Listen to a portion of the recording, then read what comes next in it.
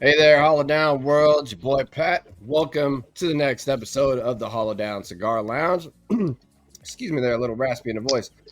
We are bringing in a couple first-time guests to our show from Apostate Cigar.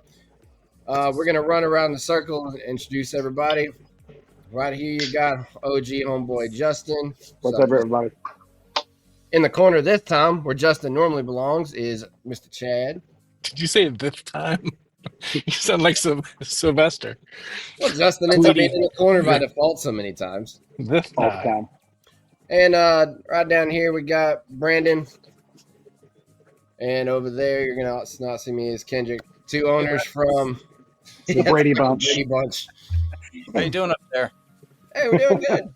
Gotta look down. Hey, yeah. So we've y'all are a we're gonna call it like it is. Y'all are a brand that most of us learned about thanks to a couple friends, mostly Kevin Shahan and James Garcia were the two that pushed us the most. And Oh, yeah. I think all three of us so far, if I'm not going to lie real quick, have smoked so far the first 6 of y'all's blends and loved everything. So we just reached out to see if you guys want to come and talk to us a little bit about Apostate and let the whole Hell yeah. up. So Awesome. I saw you guys' review that you guys did of the Feathered Serpent. I enjoyed that a lot. that was the one that got our attention. And I probably said it then. yeah, there I it am is. not a Candela Yep. fan. We're both smoking it.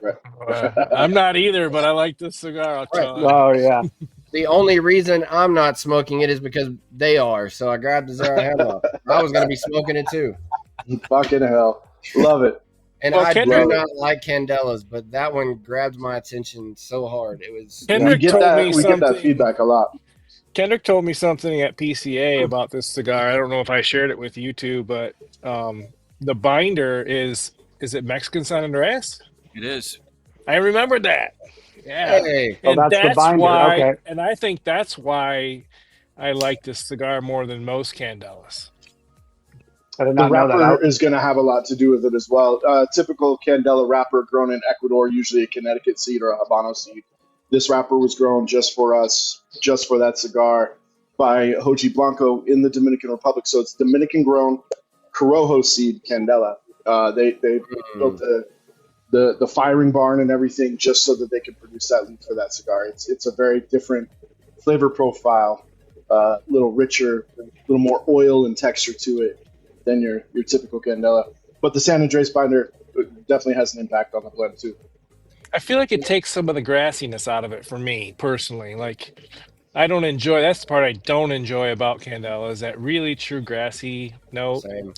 Not a huge fan, but I don't mind it in fleeting moments. And yours is more sweet to me than anything when you get it. And then pepper, some pepper and sweet. But Yeah. Yeah, we get a lot of feedback that I'm not a Candela smoker, but I really like your Candela.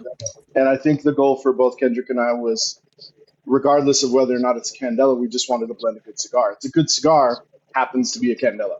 So yeah, And if I knew that it had San Andreas, I did not remember that. But I don't think I caught that. But that might be why, because I love San Andreas stuff, and same with Chad. I don't like that grassy undertone, and that's.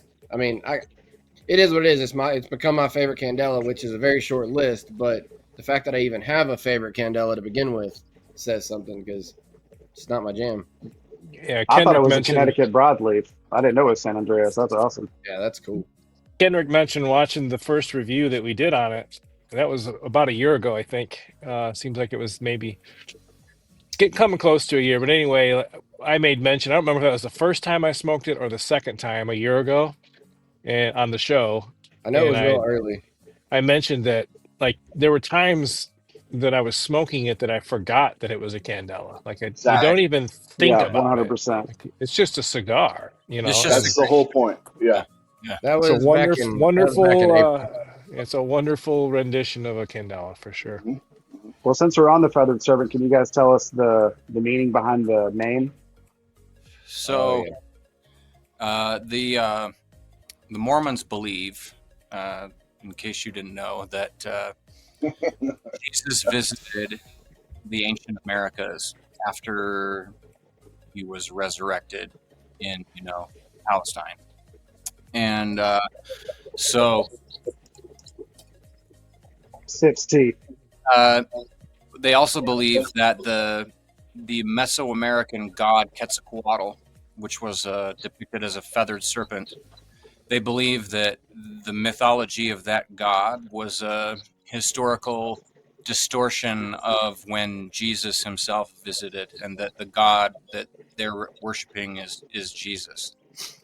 And so that's the tie-in with Mormonism there, and that's why we called that feathered serpent. That's why we made it green. That's why we gave it little feathers with the unfinished foot and the tail with a little curly cap on it, resemble a serpent.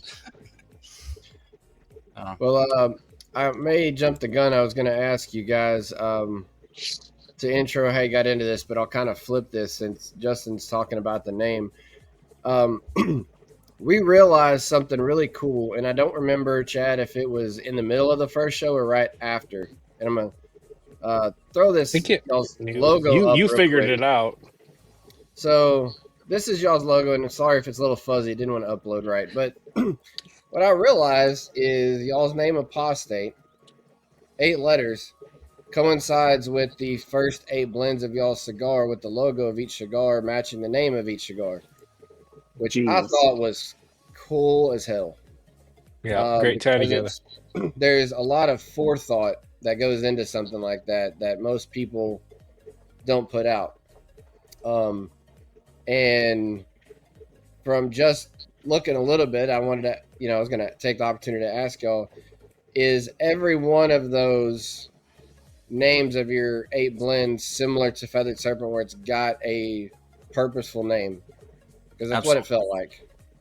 Yeah, every one of the cigars was conceived to be all cohesive in that way. So just like the Feathered Serpent's green like a serpent, the Sword of Laban is long and skinny like a sword, the Deseret, which is a word that means honeybee, the cigar itself looks like a honeybee with the stripes and the stinger on it, etc. And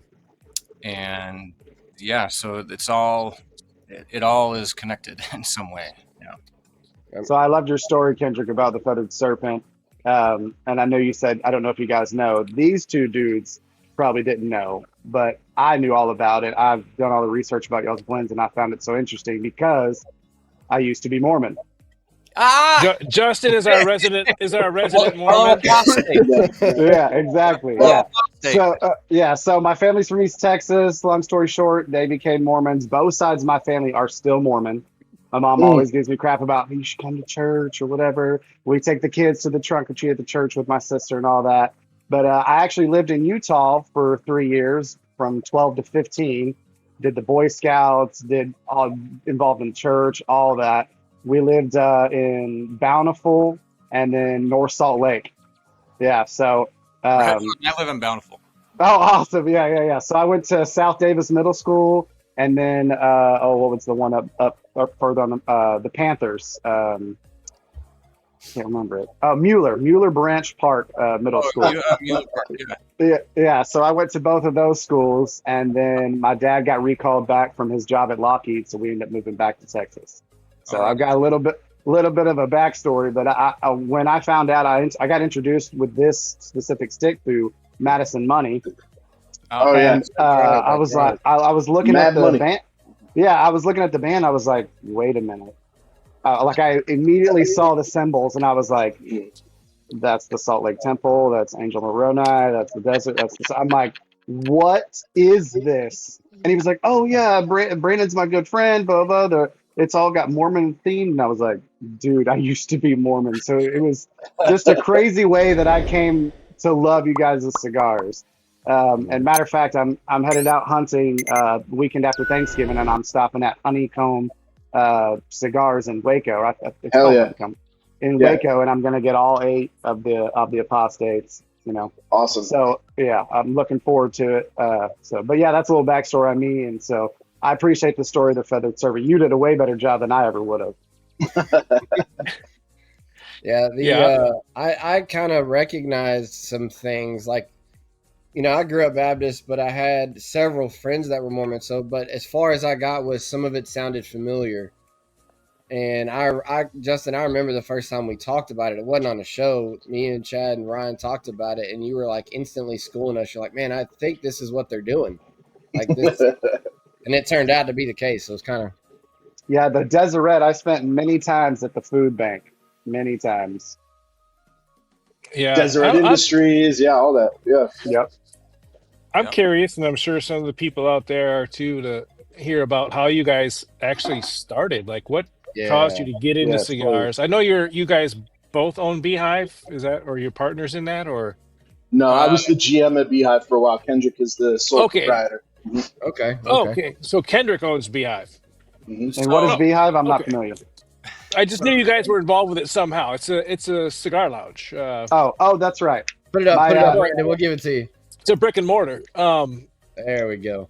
Yeah, that's right. That's But in Salt Lake. Yeah. But I see you guys posting there all the time, and I knew that Mhm. somehow one of you guys was involved in it, if Yeah. not both of you.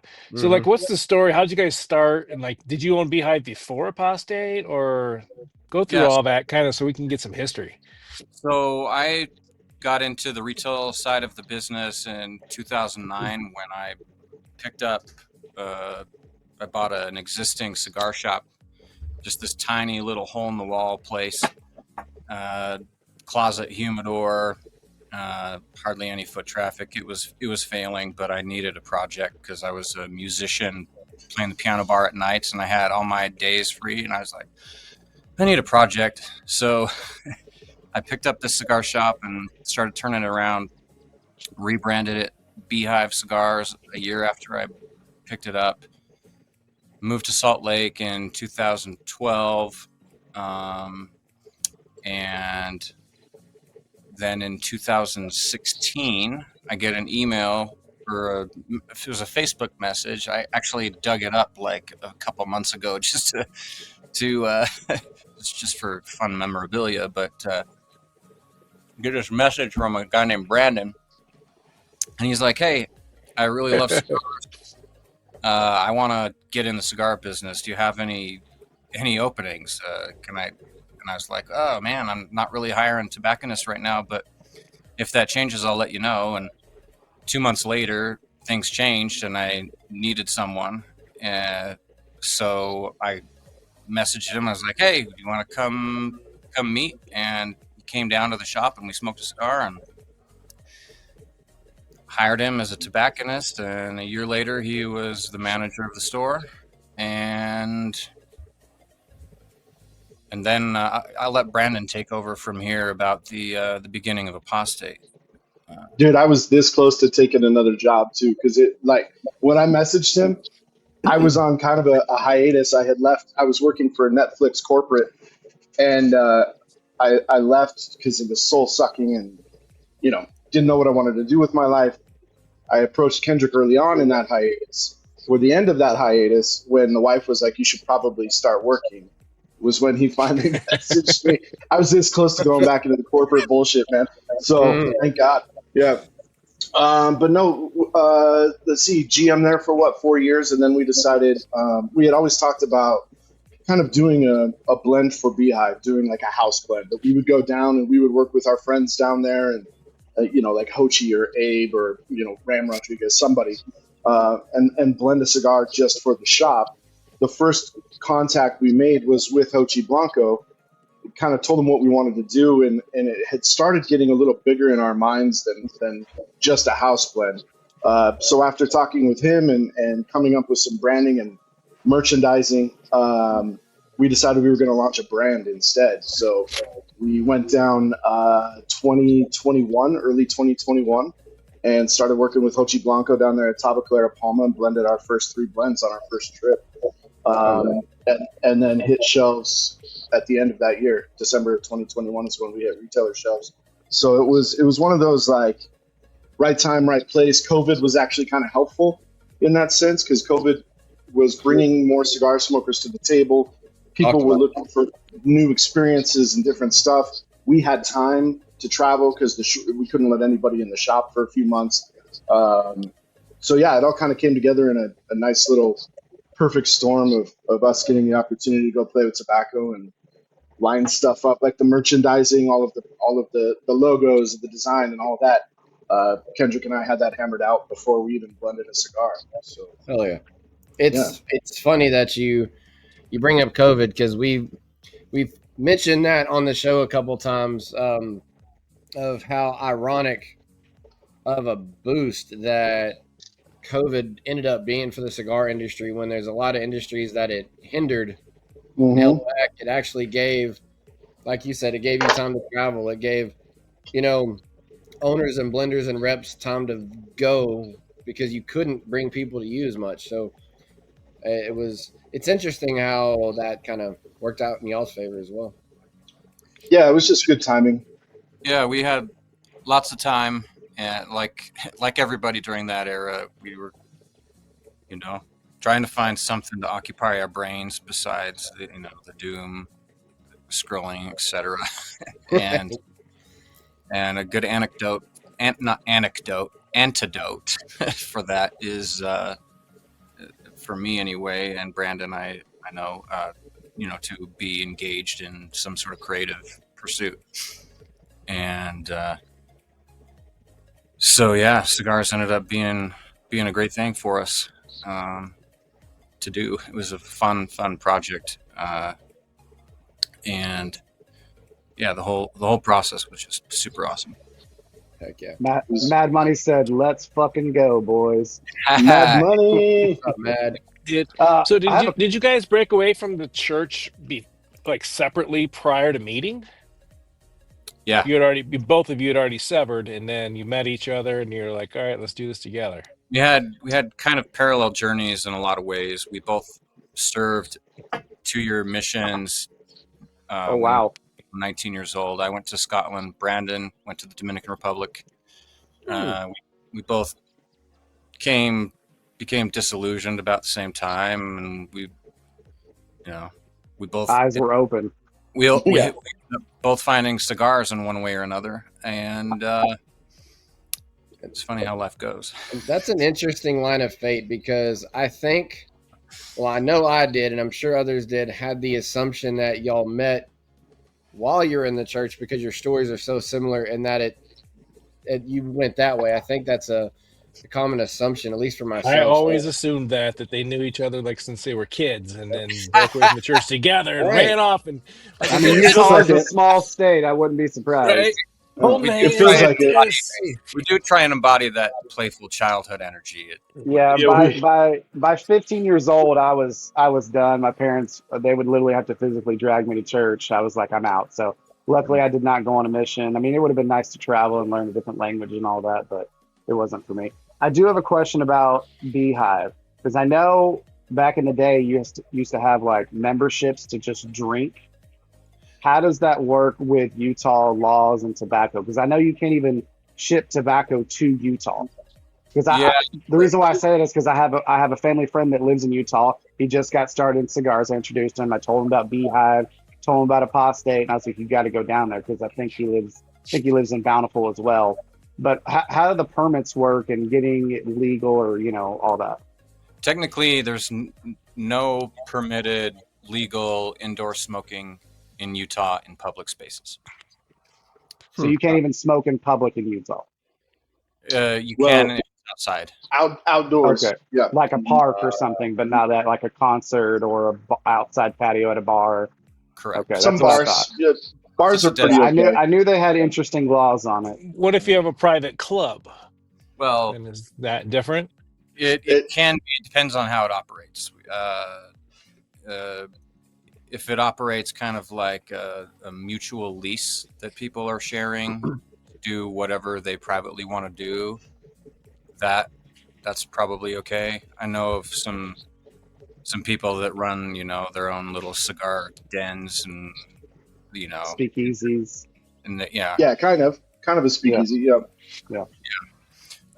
But the catch is that no business can be conducted in there. You can't sell anything. You can't require employees to be there. So it's not really viable business model to have a cigar lounge in Utah, unfortunately. Yeah. Self-serve. The elders are always watching. Yeah. Someone's always watching for sure. That's interesting. It's like Arkansas, like a lot of the Bible Belt over there has all these dry counties, and then you've got all the Mexican restaurants and stuff that love to sell, the sangrias and the margaritas, and how they had to get around it was making a club. So, like, a lot of restaurants, you sign up for rewards and stuff like that. They just have been changing it. Instead of signing up for rewards, you're paying $1 to join the club. And then it becomes like all the restaurants that want to serve alcohol have had to become private Mexican restaurant clubs, is what they've pretty much turned into. Fascinating.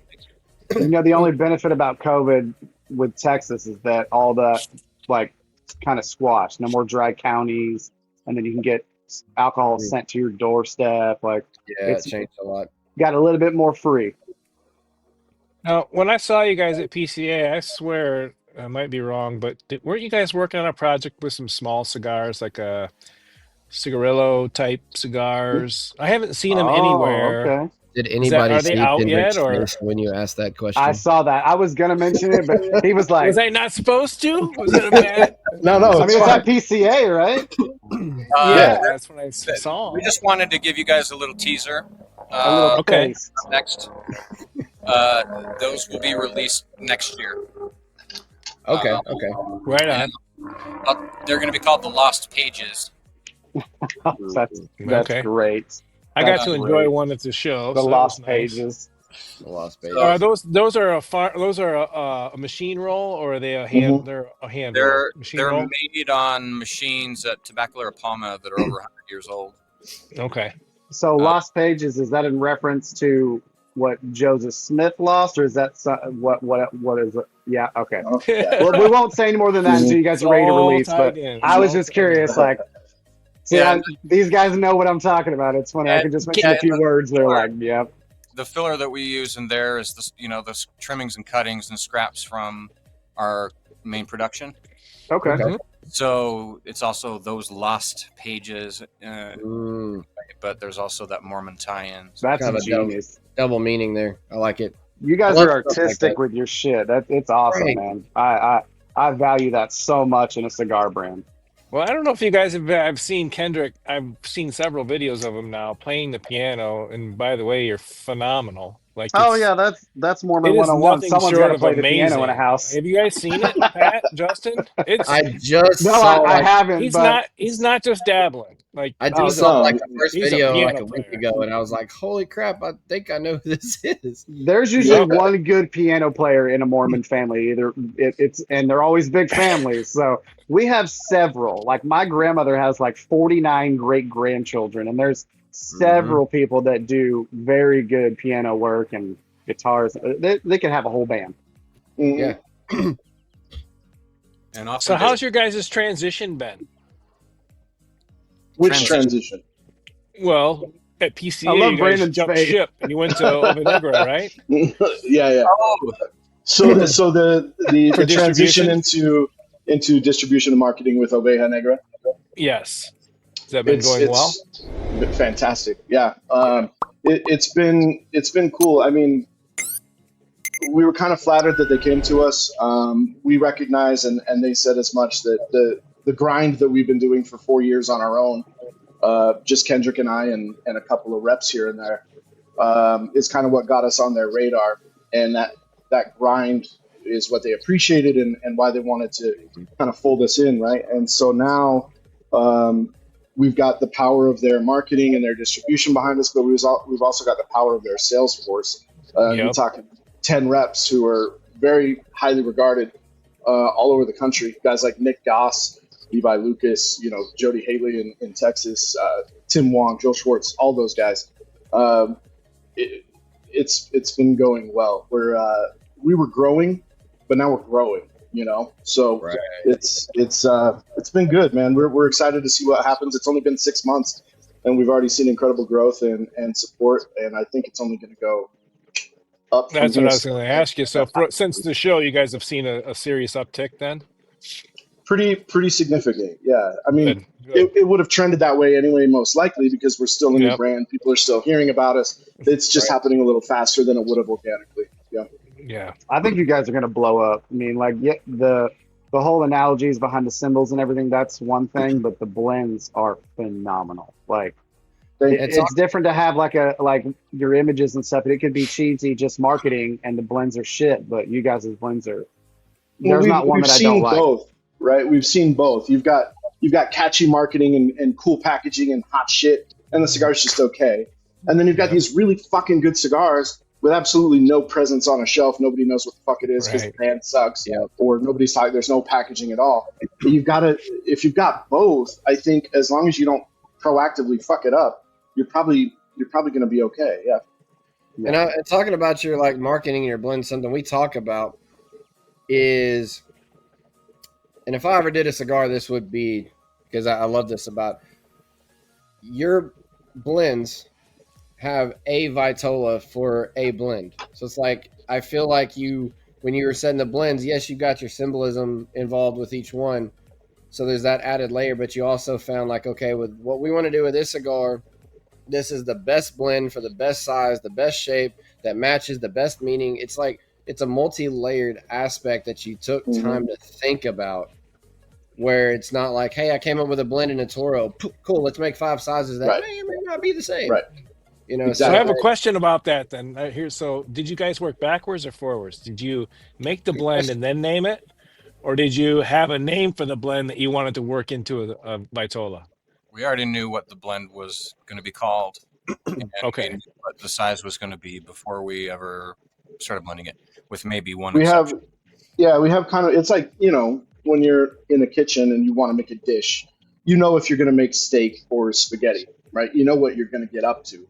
It's just what goes into it. How do you finish it? So yeah, we had a name. We typically had a wrapper or a binder that we wanted to work with.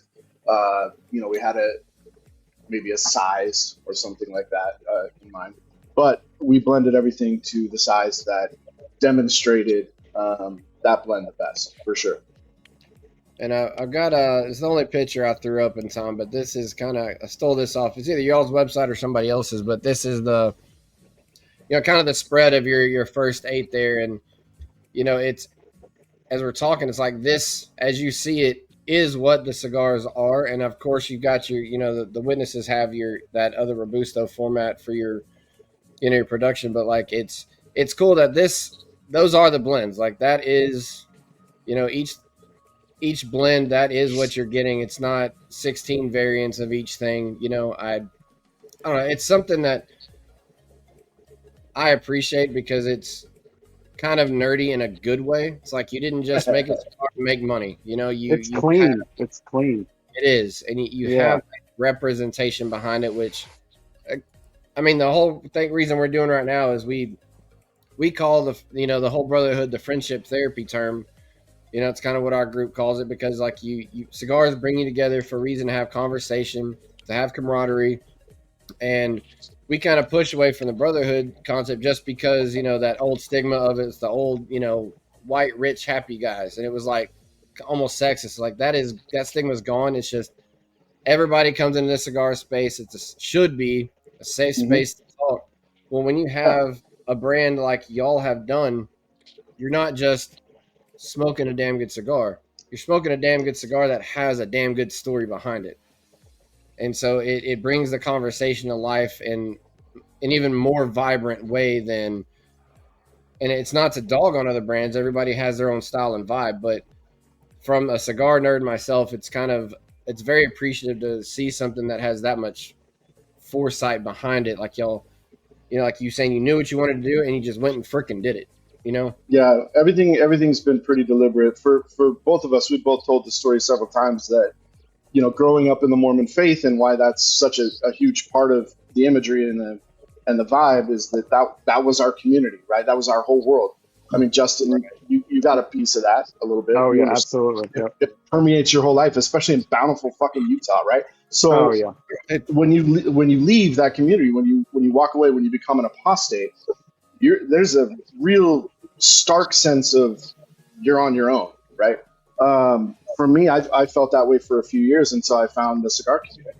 When I started buying cigars from Kendrick at Beehive, that was why I talked to him when I wanted a job in the industry. He was the only one I was going to talk to, and if he said no, tobacco industry wasn't for me, because he was creating community in a space that's meant to be community, right? So that's exactly what you're saying. Is it's not a brotherhood, it's a community. It's not what the cigar is, it's what the cigar does. Kendrick says it all the time.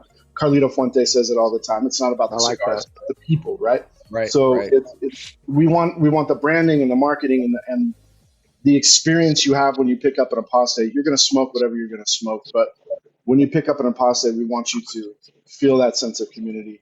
Take an hour, hour and a half, get to know the person sitting next to you, have a story, or don't. Sit there in silence, think about your life, whatever. But have an experience, not just a cigar. And that's especially here on Hollow Down, the reason we do the things we do, we don't get paid to do none of this, and my intent is to never get paid for this. We do it because we enjoy it. If something happens down the line, cool, but that's not what we're here for. We like the community, and we like the aspect of that bonding that you get, and it's enabled us to meet some cool people like y'all that we would have never met organically any other way. If it wasn't for cigars, I wouldn't know your name. Yes, you've got a brand and you're selling a product, and that's part of it, but it's the essence that is out there for that community aspect that brings people together that wouldn't come together in another format. Mm-hmm. In a way that almost cultures that bonding. It's not just the opportunity of like, hey, you're in the same room together. I can do that at the Mexican restaurant we just talked about. Right. But you walk into a cigar lounge, you know exactly what's going to happen. You're going to sit down, you're going to get invited into conversation, and you're going to have an hour, 2 hours of shooting the shit with people you never would have met otherwise. Right. And then you're going to see them again next week, and then maybe more. All the friends in my circle right now are cigar people. I don't really have a lot of people in my circle that are from the before time. Right. They're all Same kind of doing here. their own thing. So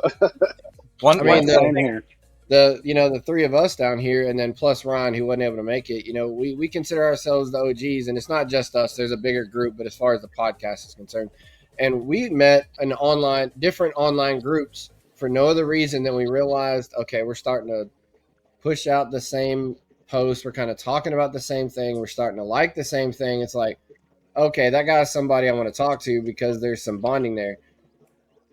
And that was just a cigar group that brought us together. And that was on an online format.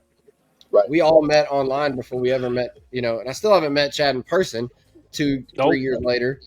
You better be coming down for NFG at Underground. I think so. I've gotten to meet Justin since, we're only 3.5 hours apart. It's a lot easier than Louisiana to Michigan, but at some point that'll happen too. Yeah, I'm in Fort Worth. So, Underground's like 20 minutes from me, and I know Brandon knows all about Underground. Hell yeah.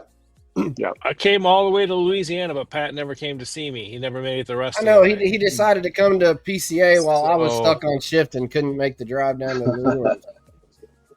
Excuses. Horrible excuses. This year we'll have a couple more opportunities, I think. So. Yep. Well, can I just add, speaking to our story, I've found it super cool and interesting, just going around to all the different cigar lounges and meeting all these people, like you're saying, that everybody is kind of an apostate in their own way. It's, I think, part of growing up and kind of thinking for yourself and kind of forging your own path. And I've just met so many people in this industry that they left some evangelical thing, or they were in some weird other organization or some other community that they lost and found with cigars. It's a common story, and I think that's super cool that people can relate to our story in that way without even having been Mormon. Right. That's still relatable. Yeah. It's the island of misfit toys. For sure. Yeah. Are you renaming our show? Because that's what it is. It's the island of misfit toys. That's right. I like that in a way everybody's an apostate. That's it's a good representation. I kind of like that. That's why we line up so well with Black Label and Blackworks. Oveja Negra is Spanish for black sheep. We're all black sheep, man. The whole cigar world full of black sheep, and For sure. lean in, embrace it. You know. It's like, what do y'all not want to do? Screw it. That's what we're gonna do. Mm-hmm. Yeah. What's up, Cigar Girl Diaries? Welcome to the show. So I have a question, I guess maybe and either of you can answer, or maybe both of you will. Like when you were coming up, starting out your brands and stuff, before you started Apostate, who was I guess maybe the biggest brand that you guys looked up to or revered, and then maybe a couple boutique brands that you kind of looked up to? Brandon, you want to go first? Sure. When I first started smoking cigars, it was right around the beginning of the forming of the myth of Pete Johnson, right? Pete Johnson was someone I could relate to. He looked like me, you know what I mean? He's a white guy all tatted up, doing his own thing, making his own blends. I looked up to Pete for a number of years, and then I started meeting manufacturers. Jose Blanco from La Aurora, and when he did Señorial, and now he's with Fuente. He was with EP Carrillo. That guy has been kind of like a godfather to me for years. He still calls me on my birthday. There are a lot of people it's easy to look up to in this business. I would say Tatuaje and Pete Johnson probably started the ball rolling for me. And since then, it's come to one of my good friends is Matt Booth. We talk almost weekly. I have mad respect for the way that guy does business and the way he handles his brand and how he is just always Matt Booth no matter what. You can't help but look up to that, right? Obviously, Hochi is a pinnacle of just a dude who only cares about the people involved with the people he's taking care of, cares about the tobacco. He doesn't care about making money. He cares about what the industry is, where it's going, what it looks like. I could talk all day about who I look up to. Just so many people. Yeah, I can second that. For me, the first brand that really grabbed me was Perdomo when I was, this was in 2009, 2010. Yeah. I was smoking his ESV 1991, and that was the cigar that I first fell in love with. And so that was an important moment. In terms of boutique blends, and I would say that the Illusion and Dion's blends were really inspirational.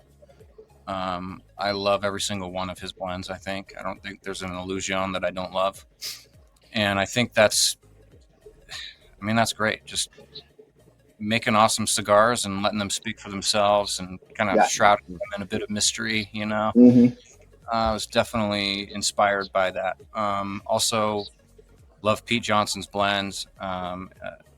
Matt Booth. I mean, there's so many, really, so many. I can't. I like to give credit when I can, and I can't think of who said this. One of the prior guests on the show, and forgive me for not remembering, but there's at the end of the day, there's a financial purpose for making cigars, because yes, you're making a business, you want to make a living, you want to make money and all that, and that's cool. But the brands that most people talk about, and there's a few exceptions to this rule in the legacy world, but especially your boutique, your newer stuff, if you get the aspect or the mindset of making a damn good product, making a damn good community, the money's going to come naturally. People are going to be drawn to what you want to do. If you focus on making something good, making your environment good, you don't have to work as hard as you would if you're only focusing on making money. And the brands that, like I said, we talk about do that. And, I feel, and it's not just blowing smoke up, your butts because you're here. It's that's why we asked you to come on the shows. We feel that vibe coming from you guys, and you're focusing on the community. And look, now you've got a chance to grow with another factory and group that's their whole vibe is, I'm going to do what the hell I want because I think people are going to freaking love it. Yeah. And here you are growing, almost organically in that aspect because of how you present yourselves. And not everybody does that. And that's something we dig as well. I had a question. What was y'all's first cigar? Like very Good first price. cigar. My I'm not first, counting like Swisher or Backwoods. Throw those out. First premium cigar. my first cigar ever was at the Monte Carlo Casino in Vegas, drunk off my ass in 2007. I don't remember what it was. It cost like $8 at the casino, so it was probably That's not bad. Probably like a $2 stick. Yeah, it was probably not that great of a stick. I don't Probably remember. running about 32 RH. It was. I don't remember. It's like smoking a cracker. I don't remember the band. I don't remember anything other than it had like a traditional Habano-y looking wrapper, and it tasted like smoke. Yeah. So What's the Tastes like next one smoke. that you remember so we can have a brand name? I mean, we got to have something here to work with. Fuente was my Fuente. first cigar that I enjoyed. Chad's That's a the good way. Fuente That's a freak. good way to lose your virginity, sir. Yeah, yeah. You could do worse. You could do a You lot could worse. do so much What about worse. you, Brandon? The first cigar that I remember, I mean, I had a couple, but they were forgettable because I don't remember what they were. The first cigar that I remember something clicking and being like, I think I'm into this. I think this is where I'm at. Was the Aroma de Cuba Mi Amor. That was Mm. what was that? 2009, something like that. 2010. Okay. That's different because that's not a brand most people say is their first cigar. That's interesting. Yeah. It was the first one that caught my attention. It definitely wasn't my first cigar. I think I had like a Camacho, Connecticut, something like that. But that was the first one where I was like, fuck, I get it. I get it now, something. So Yeah. The reason Didn't you why just post and rate one of those, Pat, the other day? It wasn't that one. It was the Wasn't the Mia Moore? Noblesse. the Noblesse, yeah. The reason why I asked y'all is because my first cigar was a White Owl in Bountiful on the outside of my parents' house. that's all you can find in Bountiful. That's all I could find at the gas stations, What are you going to get in Bountiful, Utah? Yeah. But, Those- Chad said the Swisher Sweets, they don't count. But my first one was an Olivia CRV, and these guys know that. I've only been smoking for 2 years. I started in 2023. I smoked cigarettes, all that jazz. But, I needed something to, calm me down, and just mellow out, and found Olivia CRV, and that's what kind of sparked my cigar. I hate the word journey. I hate that word, but the cigar lifestyle or whatever. The cigar. It is a community, journey. That's what sparked it. But that's why I wanted to mention that, because I thought you guys would get a kick out of that, smoking a White Owl behind my parents' house in Bountiful. And I don't want to overlook this comment from Mad Money real quick. He says, because it's what we were just talking about. It says, I love it when Brandon gets passionate. It shows. Love seeing that in brand owners. It's genuine as fuck, which is 100% true. I don't get passionate. I don't know what he's talking about. Well, I pulled a Justin, a former Justin, and I smoked too fast because I couldn't stop chiefing it as like Chad. So guess what? I'm going to unfortunately have to light up now. This is You poor bastard. It's What the were you smoking, Pat? What was your first stick? It was the Zarahemla. Oh, See, I started mine up Man, you early must have because I had the longer size of the feathered serpent, but I was telling him, I was like, I'm going to slowly smoke, because me being a new smoker, I smoke too fast. It gets burnt out, or I have draw issues or tongue issues, and Well, the serpent needs to be enjoyed slowly anyway. That's a very so. I mean, I started it 15 minutes before we started, and I'm still 2 inches from the band. So Good taste. I'm smoking it nice and slow, just enough to keep it going, and it's absolutely beautiful. Like you said, It doesn't taste like a Candela. Like when I first lit it up, it almost was like a sweet Connecticut, but then as I got progressed, it got way more peppery, and the strength picked up. And these guys know I'm all about pepper and strength, but I also dabble in everything else. But this thing is so well balanced, and I'm excited for when I go to Honeycombs, because I know they have all Robusto sizes, so I'm going to get all of those, because I haven't had any of those blends in Robusto size. when I first liked the that Corona, cigar, Corona size. Yeah. Or, I'm sorry, First Corona. like- I apologize. Yeah. No, it's okay. when I first liked that cigar, Justin, I get like a salty cashew, Mm-hmm. and it's sweet. It's like Yes. sweet, Very nutty. salty Yeah. cashew, Yes. Yeah. but it's sweet at the same time, which is That- weird. Yeah, that's why I said sweet Connecticut, because Connecticut And it's is about- sometimes nutty. It's about that much of this, and then once it breaks through, you start getting pepper instead. Yes, absolutely.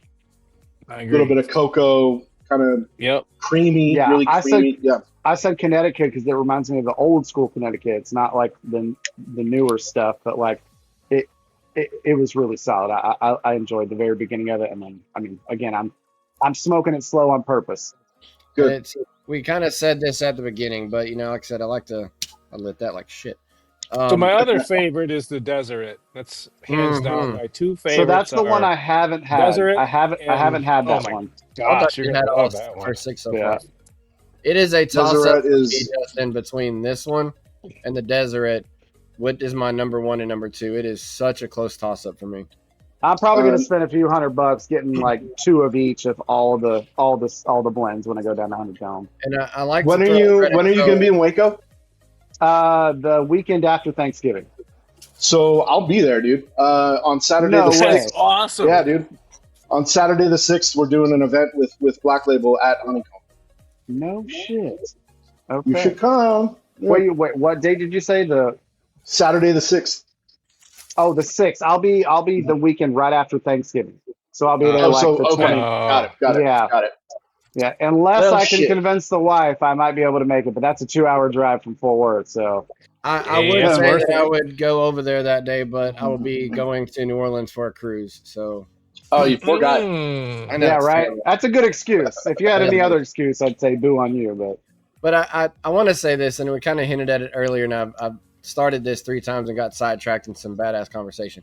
So the fact that, like I said at the beginning, not being a Candela guy, the Feathered Serpent was my very specific intro to Apostate. The first thing I smoked, me and Chad had talked about it, Justin as well, but we had talked about bringing it on the show because Kevin Shahan, who also is not, big. Well, he's got a different view of Candela than everybody else. I'll leave it at that because I don't want to steal the thunder here. But he kept talking about this cigar, and he's like, y'all got to smoke this. Y'all got to smoke this. You got to smoke this. I'm like, damn, if he's pushing the cigar that hard, I'm going to smoke it. And then James Garcia, you either know him as, Harrison Beer and Cigar or BL Luxuries on the online. Mhm.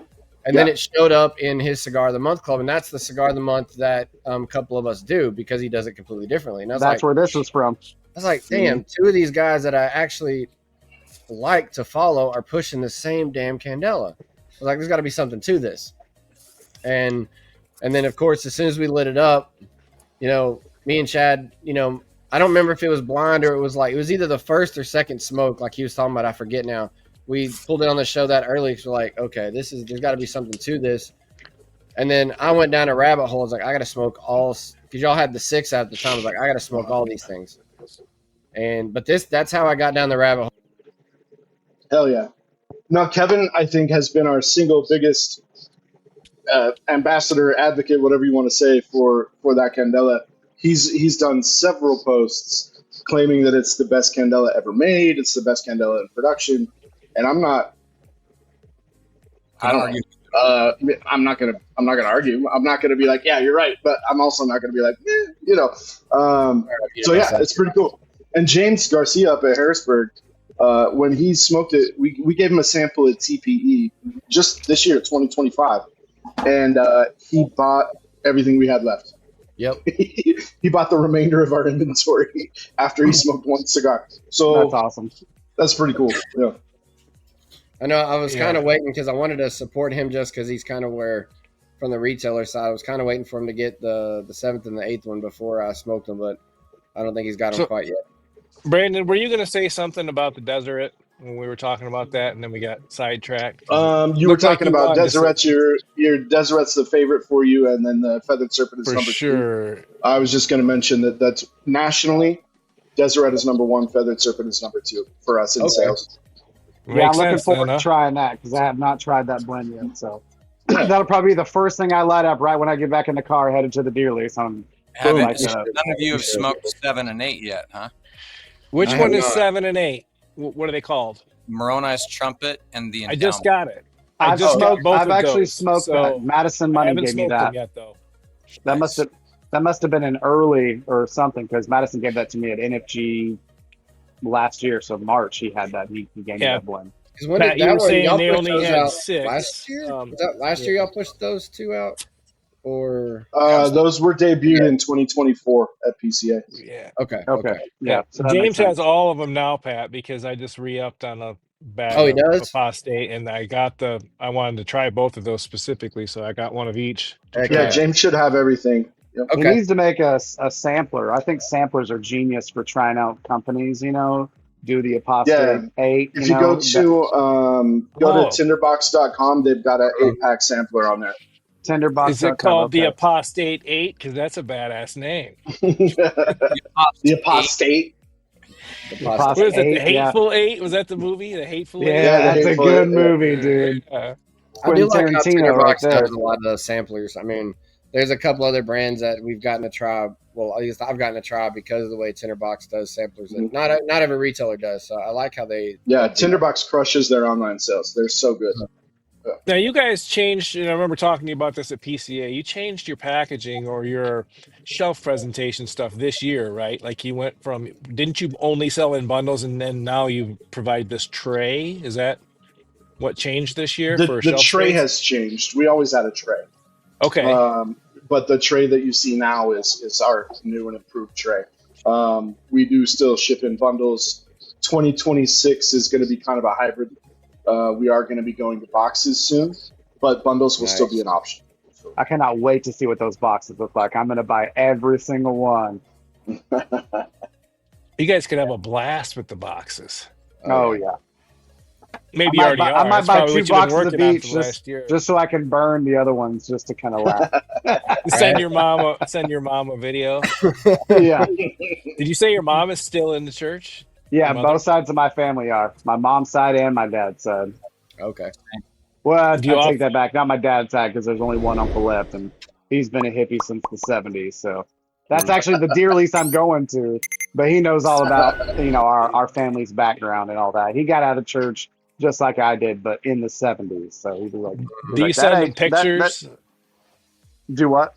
Do you send them pictures of yourself smoking cigars and drinking? Oh, he smokes cigars with me. I'm bringing not your I'm uncle, bringing down a huge bundle for us to smoke cigars and kill some deer and drink some whiskey and all that. Now I'm gonna bring some apostates for him. I was about to say, you're going to let him He'll smoke get a it? kick out of it. Oh yeah, he'll get a kick I out meant of the rest of the family. Do you send them to the rest of the family? it. No, but they all know I smoke, and we go to Colorado every year, and they're all like, "That stinks," and I'm like, "Don't care." Move farther away. Yeah. There you go. Smoke what you want.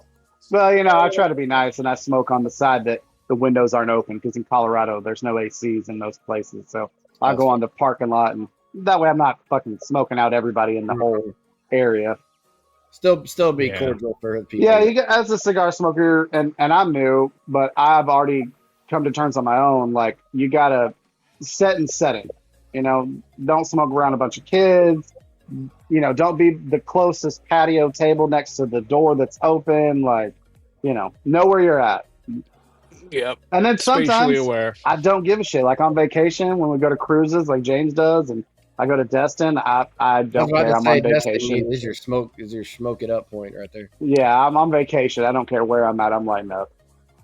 Good thing about the cruises is every ship's different, but there's a designated smoke area somewhere, whether it's Norwegian's lounges or Carnival's got, the whole side deck that's on the wind side. So yes, it's tough to light, but it's downwind, so nobody's got to deal with it. So you kind of get to enjoy without having to worry about everybody. So I'll be honest, with Carnival, I grab a chair and I pull myself behind the wall, and I've never had nobody say anything about me.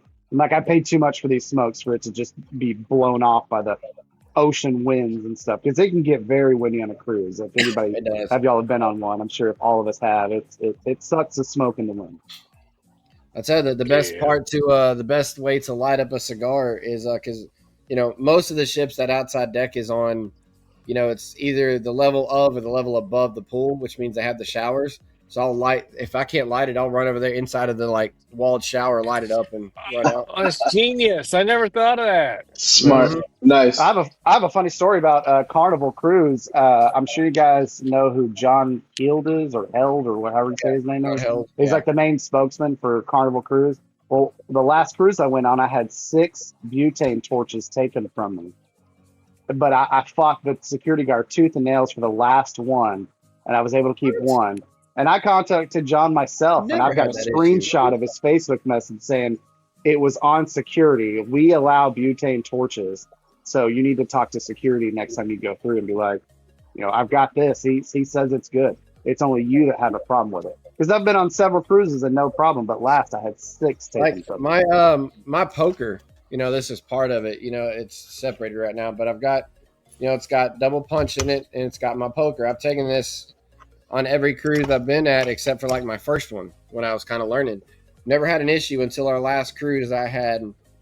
Out of like the 4 ports, I only got stopped twice, and it was the same specific security guard. And I'm like, dude, I've been in and out of your terminal so many times with my cigar tools and never had an issue. Right. So, you probably just had that one guy that either didn't know or just didn't like it. Or I mean, I'm sure Kendrick and Brandon can speak to this. The TSA agents, it all depends on what agent you get when you go through security. You know what I mean? 100%. You get the guy that doesn't give a crap, and you get a guy like, nope.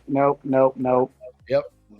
Being cigar makers and brand owners, you have to travel a lot. So TSA can be. I always take my cheaper stuff when I travel, just in case, because most of the time I'm okay, but I've lost a couple things a time or two. So here's a confession, guys. I never use a cutter. I always use my fingertip. Okay. And I usually use a Bic. Yeah.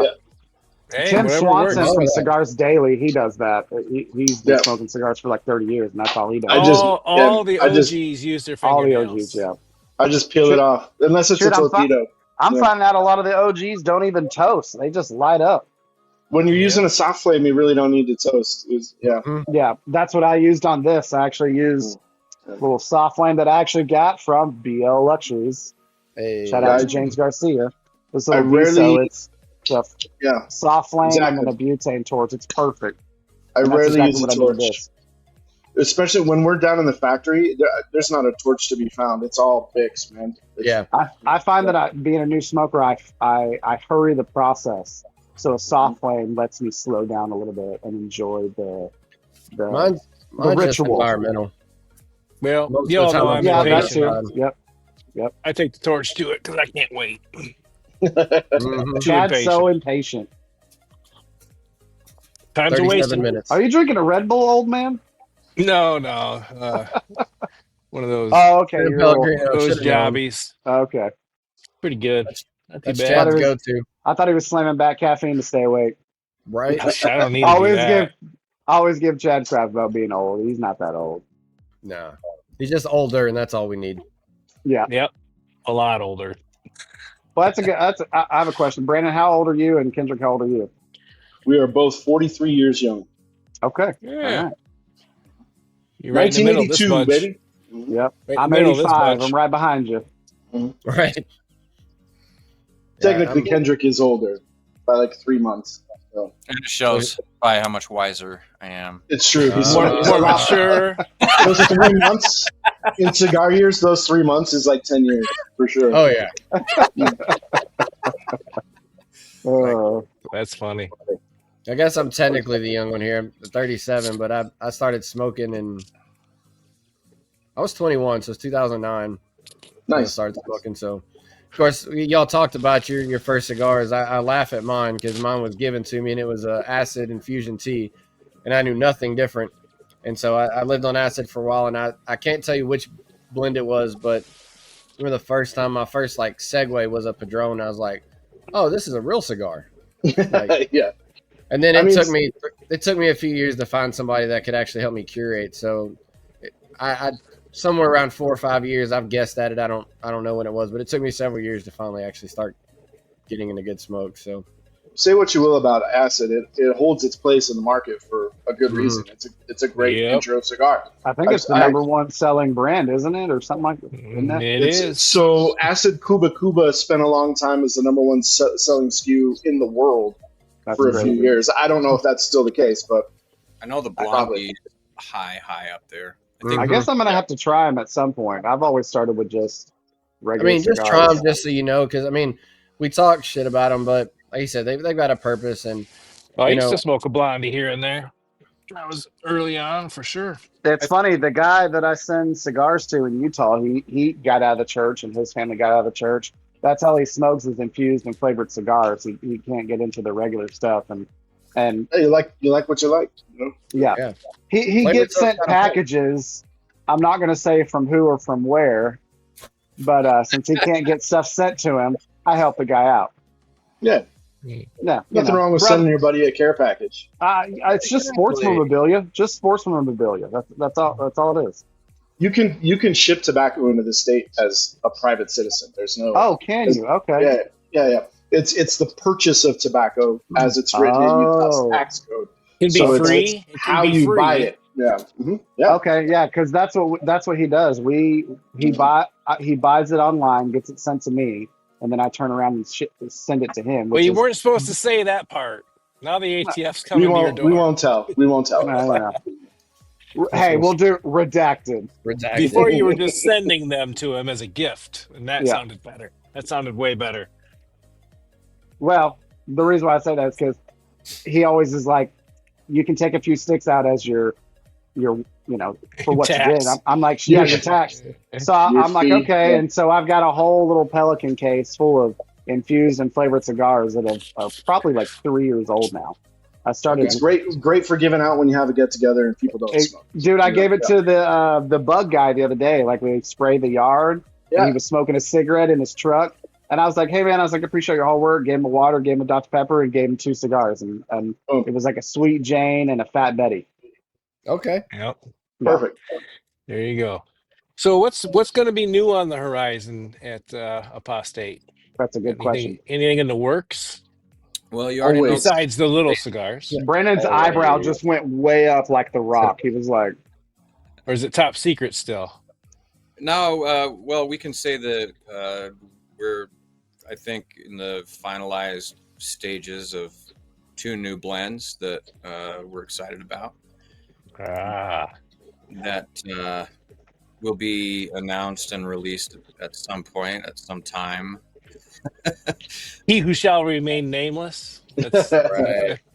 Well, let's just are say you guys gonna cap out on a number, like being it tied with anything? Or I mean, just guys eventually, I don't know. Eventually, I mean, the core line is done, right? We have our core 8. That's done. We have the 8 witnesses as a complement to it. That's done. Everything we do from here on out is going to be because we like that process, right? We like being creative. We like coming up with new shit to smoke. I'm sure you guys want to see new shit from us as consumers. We can't just stop, right? So we're going to make stuff. What it's going to look like is probably going to change as it goes. For the 2 blends Kendrick's talking about, we haven't finalized kind of a theme or a reason, but it coincides with 2026 is our 5th year on the market, right? So maybe something there. We don't know. I thought of some good names like Seer Stones or Pilgrim. You know what I mean? Look at Brandon; he knows exactly what I'm talking about. Oh, man. Or like the Golden Plates. You know, there's a lot of names, dude. You have so much to pull from. You know what I mean? Endless possibilities. Madison wants to know if it's Jupiter or Saturn related, or even other astrology symbolism. Is that because of Kendrick's charm on his necklace? Is that why he's asking that? Well, what's your insight for that, Madison? What you got? He did come back, and I threw it up, but we ran past it. He said, acid does grow great with lasers and techno. House dub. Mad Money is drinking whiskey right now. I guarantee it. Yeah. He's always drinking whiskey. Cheers, we're about to have a poker night soon. I can't wait. I don't know what Madison is referring to, but on the band, there is the Jupiter symbol right there. Right there. Wow, that's a good find. That's what that is, huh? Yeah. Yeah, that's what he just said on he said on their labels there's some hidden images and such. I did not catch that. That's kind of cool. Joseph Smith, the founder of the church, always carried a Jupiter talisman in his pocket. He was into okay. And what is that symbol in between Angel Moroni and the temple? It's almost like Egyptian or like a No, that's the symbol I'm talking That's the about. Jupiter okay. symbol. Yeah. Okay, gotcha. I just wanted to clarify. Yeah, I didn't catch that. I didn't realize that. Yeah. Hey, good eye, Madison. Most Good eye. people don't notice that, but that's what that is the Jupiter astrological. Now, is there anything else on the band that is symbolized, like the patterns or the gold on both sides on the top, or No, that's just kind of ornate flair, that part of it. just looks damn good? Yeah. Yeah. Pops. It pops. Yeah. It does pop. Thank you. Yeah, But, I'll say that as a brand, you guys tied everything together so nicely, and it's so visually appealing to the consumer. Like when you see that, it's like, wow, that's different, you know. And that's probably what you were going for, I'm sure. He also just asked about the scales that are at the bottom too. Yeah, the scales is so the Jupiter symbol is Kendrick's sort of, that's what he's attached to. That's my The moniker scales, on the band. yeah, the scales on the other side is mine. Yeah. Oh, nice. Okay. So a little personal flair from both of you. Mm-hmm. Okay. You talk about Madison drinking whiskey. Fun story that has nothing to do with Apostate. We had him on the show recently for doing some Ohana stuff, and you could tell when the alcohol hit because he got funnier and funnier. And we ended the show, and we like every show we tell people once we cut, we end up talking for a couple minutes, and the guys jumped off. And I think we started the show about the same time we did this one. And so it was about like roughly 9 o'clock by the time we all kind of jumped off. And he asked me one question. They had jumped off. I'm about to get off. He's like, hey, man, I got a question. He asked me the one question. And we were online together until 2:30. Because he just kept drinking and we're just talking. And we didn't realize it. We're looking down like, oh, shit. Yeah, He I've had a started couple the of nights podcast with a like- Michael Myers mask. Yeah, I've had some nights like that with Mad Money. Justin, you want to read that? Actually, on my second bottle. Of Dow, he's drinking port. I love wow. Madison. He's a good dude. And he supports y'all, obviously, full-heartedly as well. So, Yeah, he's a good dude. yeah. I'm doing my cigar tour in reverse of you, Pat. I'm smoking the Zarahemla now. Okay. And that what you smoked first? Yeah, that's what I smoked first. Yep. Yeah. I thought I had a desert left and I was going to pull it, but I guess I smoked my last one. My inventory was a little off. So This is Shame my on last you. one until next I'll weekend. smoke one for you. that one right there. There you go. So there's if you guys want to nerd out just a little bit about the Zarahemla blend, Yeah. it's kind of a fun story. You know how we were talking about going in with an idea beforehand of what we wanted the cigar to be, whether that's like, oh, we want to, use this wrapper or whatever. And we really wanted to do a Cameroon for the Zarahemla. We wanted a Cameroon wrapper on it. Ho Chi has a great Cameroon wrapper that he uses on his Imperial Jade line. Yeah. And we wanted to use that wrapper, and we asked him, and he's like, no, I don't have, any of that. Basically is what he's saying is that's for It's me. for me, not you. Right.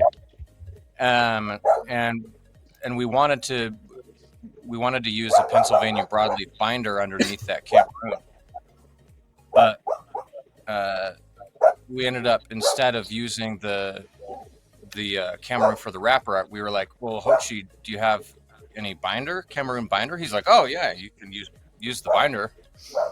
And so we just kind of flipped the script on it, and we ended up using the PA broadleaf wrapper with the Cameroon binder. And honestly, flavor-wise, Okay. you can swap the wrapper and binder and get the same profile out of a cigar. It doesn't really matter what the layer is. And so, yeah, that's why we ended up with the PA broadleaf on theirs, because we couldn't get the Cameroon we wanted, but we did get the Cameroon we wanted in the binder. So the end result was the same, but that's the part of the improvising process of creating blends. Sometimes you just have to paint with the colors you have, Yeah, and that And PA broadleaf can be That's a hit or good story. miss. So Yep. that's a good blend though, but that PA broadleaf can be hit or miss on certain. Well, like blends. any leaf, it depends on how you blend it, right? You could say the same for. I've had San Andres that was hit or miss because it wasn't blended right. Right. You have to balance. You have to make sure the ingredients play together, and you can use any leaf if you're going to use leaves that complement it. That's a little throw of that Imperial Jade. If y'all haven't had that one, I had one probably a few weeks ago. That's a banger right there too. So Banger. Just want to throw this out because we always talk about this. The bands came right off, easy peasy. I mean, perfect. We always talk about that on the reviews. Not that this is a review. This is just us getting to know you guys, just to hang. But we're real big on bands coming off nice and easy, and that was perfect. I mean, it's nothing new. It's not like I'm going to say anything I haven't heard, but it really sucks when you're smoking a damn good cigar and you got a third of it left and the whole wrapper comes off. It starts to disintegrate towards the last third. You know what I mean? Once that wrapper starts coming, the whole thing starts to unravel.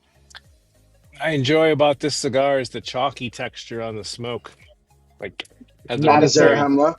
Yeah, Zarahemla. Yeah. It's almost a chalky texture like an Avo that I really like. It's gritty. It's not as, It's and very if y'all got, I don't expect y'all to seen us the magical moments, but we've kind of several shows back we smoked Avo Heritage, and that became our baseline for comparing chalkiness in a Chalk cigar smoke. because it was chalky without, some chalky cigars are just too dry, right? Right. And that one's not. So it came like our comparison point when we're saying if something's too chalky or it's more chewy than chalky. So that's kind of why he's referencing the Avo, because that's kind of seems to be the good middle ground for us, a baseline. So well, that was like the Diamond Crown. Oh, go ahead, Brandon. I was going to say I do notice that chalky texture in the smoke from Honduran cigars more often than Nicaragua or the DR. Yeah, it's a good point. Yeah, I was going to say the Diamond Crown that we smoked, I didn't enjoy that chalk, but then Chad was like, I got to send you another one. And I think you sent it to me in the shorter size, and the chalkiness from that was fantastic. But I don't know if you guys saw Madison's Mad Money's comment. He said, I'm in love with Kendrick's chair. Apostate is just aesthetically sound from cigars to owners and surroundings. I just dig it, man. It's a nice chair. Yeah, it is. When you first came on, I was like, I do like that chair. My wife would like that chair. That's exactly where my head is like. I don't know if I can let Ellen watch this show. Where's the chair? I don't care how much it is. We're getting it. That's what she's going to tell you. Madison came on to the show. It was around Halloween. We opened with him coming in with a Michael Myers mask. See, look, there's my wife. My wife just said that. She said, Madison, I agree. Gives me all the vibes. So thanks, Kendrick. Now I'm going to have to buy this chair. Hey, go Justin, to the at-home store now. Yep. Justin, I need you to pay very close attention to the comment line and read this for me. Your wife does like the chair. Yeah, see? All right, so Kendrick, where'd you get it? Might as well, let's talk about it. Christmas is coming. Oh, that's great. No, it wasn't Home Goods. It was the At home. At home Yeah. store. Oh, I've seen that chair at home. One of her favorite stores. Shit. Yeah, mine too.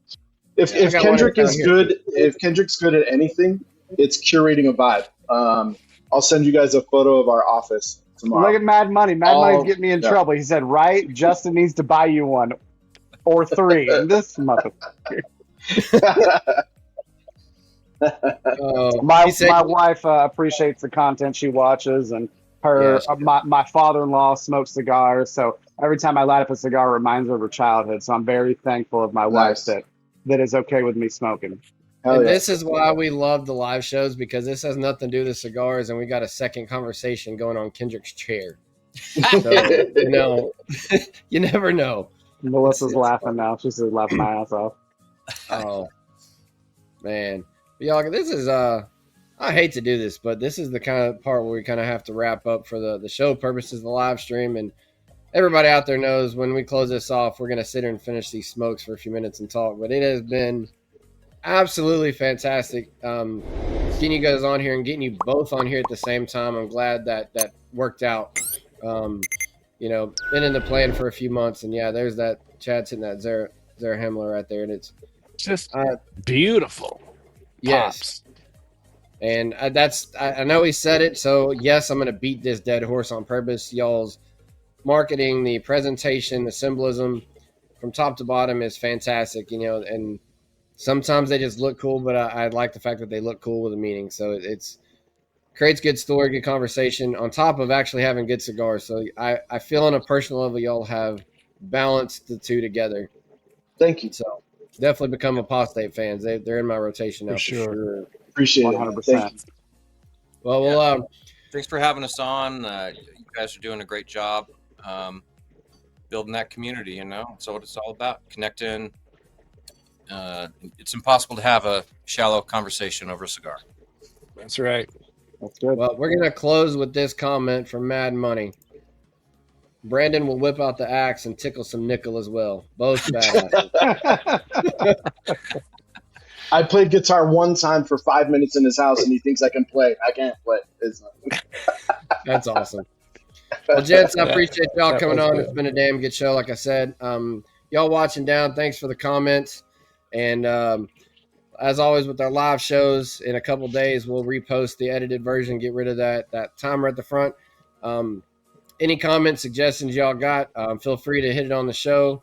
You can always email us at thehollowdown@gmail.com. We do like hearing your feedback, and we do reference it just like we do the comments here. So, we'll bring y'all back around from time to time. It's been some badass conversation. So I'm glad y'all Love to came be out. back. Thank you. But y'all watching thanks out for coming there, on, guys. y'all know the drill. Stay safe and hollow down. Go to Beehive in Utah. Go to Beehive. Go to Beehive. Come see me in Waco on the 6th. Are you sure it's not the weekend after? I promise. Because the weekend after, we're going to be in Nicaragua. So That's right. But So December 6th, y'all go. December 6th. Go to Honeycomb in Beehive. Check Waco. these guys out. Mhm. Take it easy, guys.